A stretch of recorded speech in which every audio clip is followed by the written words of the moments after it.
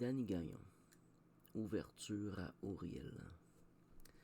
Je fais cette vidéo parce que j'ai fait une vidéo par rapport à ma dernière visite à Sherbrooke cet été. Et j'ai parlé de mes rencontres un peu.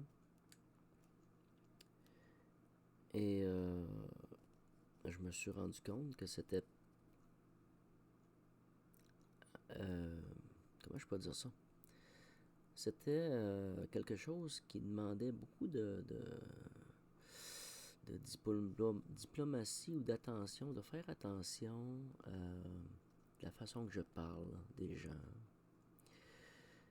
pour ne pas que ça devienne quelque chose qui est une forme de rapport d'intimité versus quelque chose qui devient public. Il y a des aspects qui peuvent être parlés, puis il y a d'autres aspects qui sont dans une dynamique spécifique personnelle. Alors, dans un des aspects que je parle dans la vidéo, ou plutôt que je ne parle pas, c'est la dimension que la personne porte. La personne porte des aspects que je ne peux révéler, que je ne peux, moi, lui révéler, qu'elle doit s'éveiller à cette révélation. Alors je me confonds et je me tais, mais par contre ça peut paraître étrange et confondant comme situation d'arriver puis de parler puis de finalement ne rien dire. Mais c'est une question de respect au cheminement de chaque individu. Donc c'est un aspect de la vidéo sur ma visite à Sherbrooke, puis sur l'ouverture à Auriel. Un autre aspect, c'est que c'est en écoutant les vidéos à Dan Nagat que j'ai pris courage, si on peut dire, à présenter cette vidéo parce qu'il parle d'un lien spécifique des pieds à la terre. Et dans mes observations, je parle de ce lien spécifique des pieds à la terre. Je crois que c'est dans sa 3e vidéo par rapport à Olivier ou les informations qu'il donnait. J'ai plus la feuille devant moi là. Donc, c'est vraiment dans cet élan-là, cette nouvelle flamme que Dan m'a procuré, que je pousse, que je poursuis ce mouvement.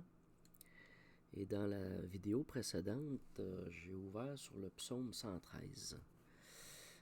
Par contre, il y avait une prière pas loin à côté. Puis c'est un peu costaud parce que c'est quelque chose qui est un message puissant et un engagement puissant. Et lorsque je les lis, c'est un aspect, quand je le lis, c'est un aspect de parler à Auriel comme étant une partie de soi-même. C'est que que ce soit les anges, les archanges, ou peu importe les aspects qui nous entourent, ce sont tous des choses qui nous sont reliées. Nous sommes tous reliés aux dimensions autant matière qu'autant spirituelle, et que c'est, même si dans la prière c'est décrit comme de quelque chose qui semblerait être extérieur, est quelque chose qui est comme complémentaire à ce que nous sommes. Que ce soit Michael, Gabriel, Uriel et Raphaël,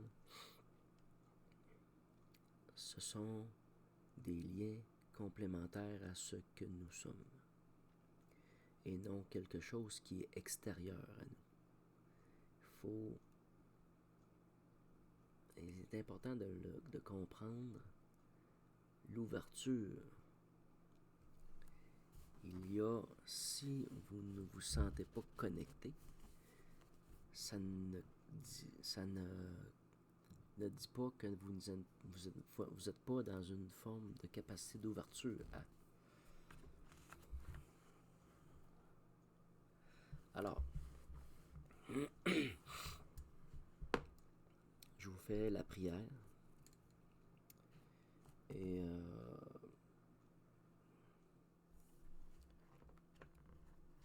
je sais pas si elle était aussi longue que ça, mais d'après moi, oui. Là. Ô mon Père Uriel, terre promise, ciel éclatant, d'intelligence sacrée, je te demande la conscience, l'âme, la force, la capacité de te servir. Je veux accomplir ta volonté et rien d'autre. Loin de moi l'esprit faux, le mensonge, le mal, celui qui me plonge dans l'inconscience et me conduit là où je ne veux pas aller.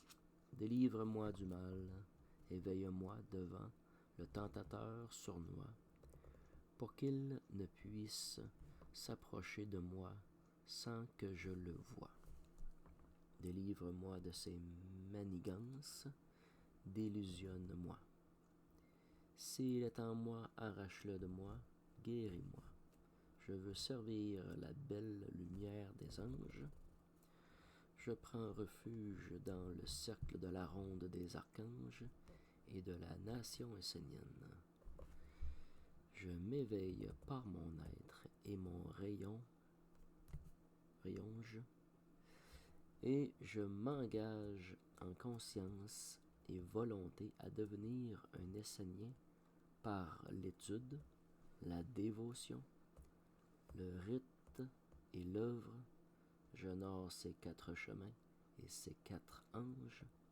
J'honore tous ceux qui s'inclinent respectueusement devant eux et protège le ciel et la terre de l'humanité de lumière.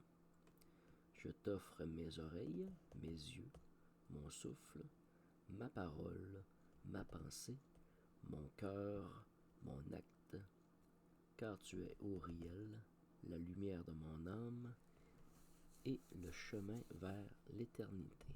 Amen. C'est quand même assez costaud comme engagement,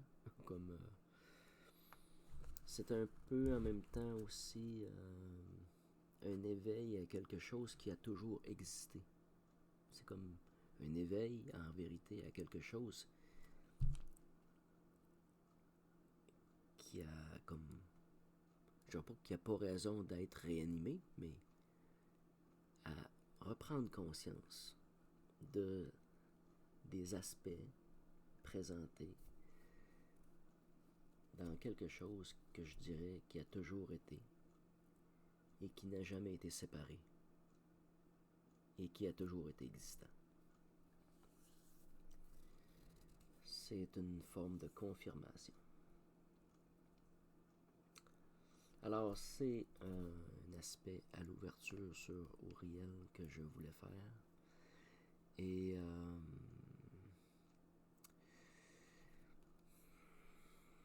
vous me direz si vous voulez, vous partagerez ce que vous en pensez.